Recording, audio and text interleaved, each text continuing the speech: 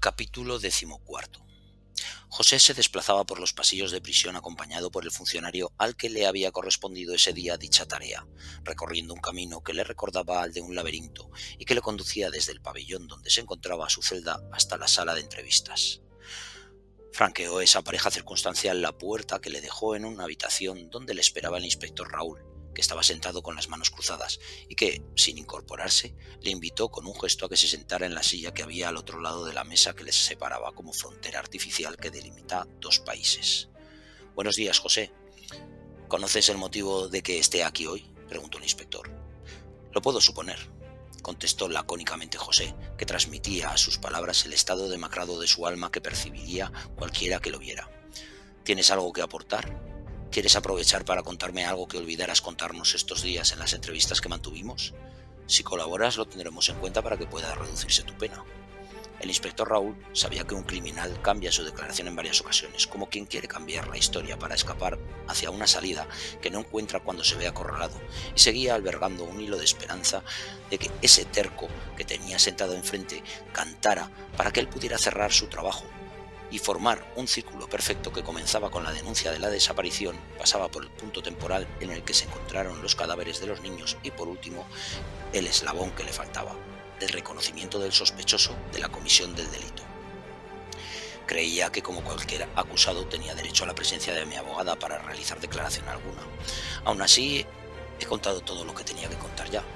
Puede creerme o no si lo desea, pero yo me he dedicado a cuidar siempre a mis hijos y no he cometido el crimen que me atribuyen. Por mucho que cuente la verdad, nadie me va a creer. Aunque tuviera la verdad ante sus ojos, usted ya me valoró y con su valoración, como el resto de la sociedad, ya me juzgó.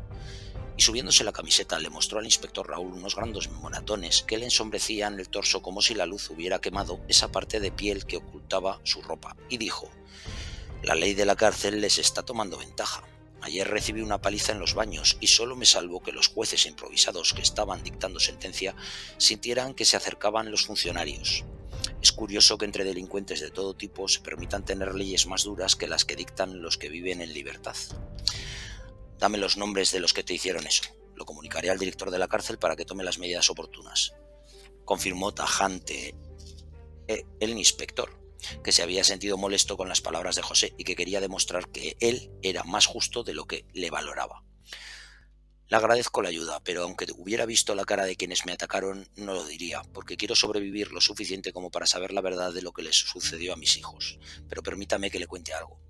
En tiempos trabajé en una chatarrería y entre los que venían a vender herrumbre y metal había uno al que la policía le tenía ganas. Un día se presentó una pareja de compañeros suyos para encontrar una factura que relacionara al ratero con un robo que se había producido, y como quien busca, encuentra, ellos tuvieron la fortuna de encontrar el justificante de compra de una tonelada de acero que provenía del robo de la cocina de un restaurante, y eso les permitió detenerlo y acusarlo de robo.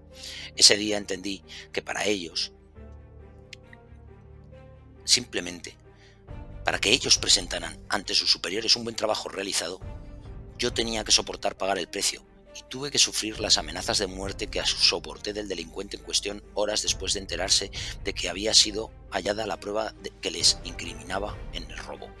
Y casualidades de la vida. Esos policías no estuvieron cuando sentí el miedo con el simple hecho de salir a la calle o ir a comprar. Creo con sinceridad que en el caso de mis hijos necesitaban cumplir con el trabajo, según dictó la sociedad que me señaló, y lo han hecho, por lo que, por mucho que yo diga o sienta, nada podré cambiar». El inspector,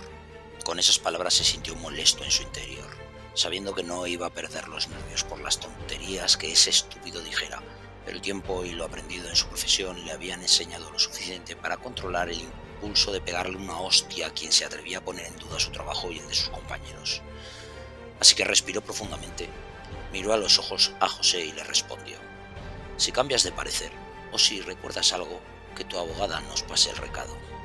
dijo en un tono que mostraba no la incomodidad que le había hecho sentir José con sus palabras, pero sí el desprecio que sentía por ese mamarracho que, siendo un vil asesino, se permitía con sus palabras y frases darle lecciones de moralidad. Se levantó para salir de la sala, permaneciendo José sentado, esperando a que el mismo funcionario de prisiones que le había hecho de guía por los pasillos de la cárcel volviera a por él y le devolviera a la celda con sus compañeros. José compartía celda con un compañero, un tipo que acabó allí por la venta de drogas, porque de cuando en cuando los tirititeros de la vida se permiten el lujo de perder una de sus marionetas para que el sistema les permita seguir con sus negocios. Pero al contrario de lo que esperaba, la puerta por la que salió el inspector se volvió a abrir y apareció Tamara, su abogada. Con gesto serio y sin preámbulos le dijo: «Buenos días, José, vengo a comentarte la situación en la que te encuentras y a preparar la defensa». José pudo percibir que esa visita, como la anterior, era una obligación, un simple trámite, ni una consulta sobre su estado físico o anímico, ni una palabra que le transmitiera humanidad por parte de quien debía defenderle, ni una mirada a los ojos para establecer un mínimo contacto visual. Sentía que esa mujer joven que le había sido otorgada como defensa por el turno de oficio era una perfecta funcionaria sin ser parte del cuerpo de funcionarios del Estado. Notaba claramente que esa mujer había llegado a sentir que la toga con la que se presentaba en las salas de vistas le había sentado mal, como a todos los letrados. Lejos de acercarse a las necesidades de las personas, fuera de la situación que fuera la que le hacía ser necesaria, la podredumbre que mantenían las formalidades de ese mundo judicial le hacía sentirse especial. Tamara extendía papeles que iba sacando de su cartera sobre la mesa mientras José la observaba en silencio, sintiendo el elitismo que ella pretendía demostrar con su ropa, su porte y sus gestos, mientras él simplemente sentía el peso de la noche en su aliento pese a lavarse los dientes, porque en su boca sentía el insomnio un día más. Tamara comenzó a hablar con él sin levantar la vista de los papeles.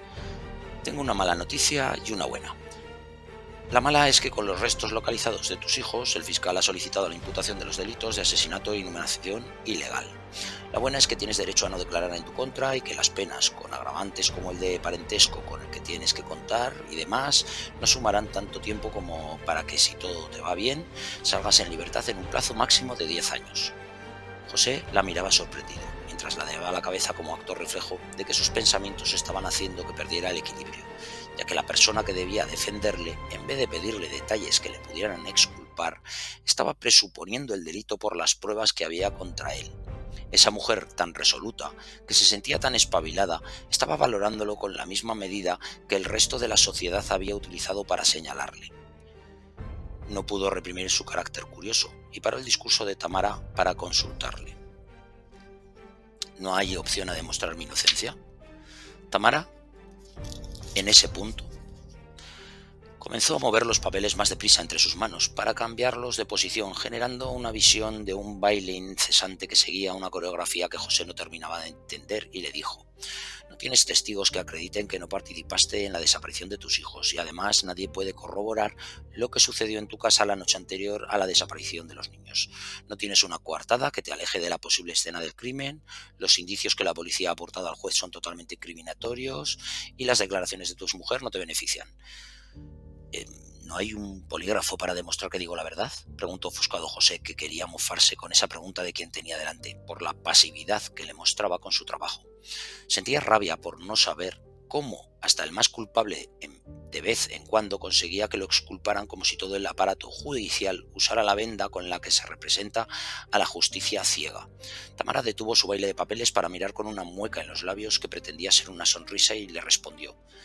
«Tú has visto muchas películas». Y ante el asombro de José, recogió los papeles extendidos en el maletín de cuero que llevaba, se levantó no sin antes ofrecerle la mano para estrechársela y se marchó como llegó, sin cambiar en nada la sensación de José de que estaba visto todo para sentencia, sin necesidad de juicio que valorara pruebas que demostraran que era una persona normal que vivía una situación anormal. José se quedó sentado en la silla que le sostenía, sintiendo que el miedo le recorría el cuerpo en forma de escalofrío, sabiendo que esa sala había sido la falsa isla que representó durante el tiempo que la ocupó la salvación del náufrago que sabe que va a ser devuelto a un océano lleno de fieros tiburones que le acabarán devorando. Se daba cuenta de que la presunción de inocencia había perecido ahogada en un mar de teoría, puesto que pesaba más la valoración que la sociedad hacía, como si la justicia fuera un proceso democrático donde cualquier imbécil tuviera voz y voto. Sentía que la inocencia no servía en esos casos con abogados carentes de la capacidad de transferir sentimientos y situaciones a las salas de los tribunales, anquilosadas entre funcionarios que con el paso de los años ni sufrían ni padecían las desgracias en las que sucumbía una familia y que se limitaban a aplicar una legislación dictada por incompetentes que en aras de proteger al menor se olvidaban de que, sea cual sea la redacción de estas, siempre habrá gentuza entre los abogados que las utilicen para corregir su vida y de esta manera conseguir un rédito que les permita mostrarse vencedores, sin importar el daño que la parte contraria sufra o sienta. Eva conducía con una Isabel que como copiloto seguía sus palabras, que se habían convertido en un monólogo improvisado. Eva llevaba una lista en la cabeza de ideas que creía debía darle a Isabel antes de dejarla ingresada en el centro de salud al que se dirigían. Recuerda que conté que estabas con una depresión que no te dejaba ni comer, ni hablar, ni dormir, ni nada. Todo por el novio que siempre tuviste desde que eras niña y con el que tuviste una relación de 10 años. Nada de preguntas que te conozco. Pasa desapercibida, por lo que más quieras, que en una semana necesito recogerte como te dejo. Y eso que sigo pensando que el dinero que te vas a gastar en esta locura tuya está mal utilizado. Si yo fuera tú, a la playa me habría ido, que salen unas fotos perfectas para el Instagram con algún filtro que otro, enseñando la arena y el mar con tus pies como protagonistas, y si quieres tener muchos admiradores y que te salgan pretendientes entre los que elegir a los más monos, solo tienes que hacerte una foto de espaldas sin la parte de arriba del bikini para que imaginen tus tetas, o subir un selfie tomado tumbada boca abajo, sonriendo pero alineando la cara con el culo. Yo lo hice una vez y me mandaron fotos de pollas durante más de un mes. Isabel seguía el ritmo del movimiento con su vista, que seguía la misma dirección que seguía el resto de vehículos, que parecían escoltarlas a su destino. Si bien el coche de Eva era un simulacro frente a los demás, uno de esos coches que cuando lo compró, más que oler a nuevo, olía a plástico de simple y sencillo que era. Una pretensión de vehículo que, teniéndolo todo lo que se presume a un coche, no llegaba a ser mucho más que una caja con motor y ruedas. Llegaron a un punto en el que dejaron la circunvalación de la Z40 y, tras callejear, pareciendo que los semáforos se habían alineado para retrasar su llegada al destino, por ponerse todos en rojo cuando su vehículo se acercaba, Eva aparcó en batería frente a la entrada al hospital.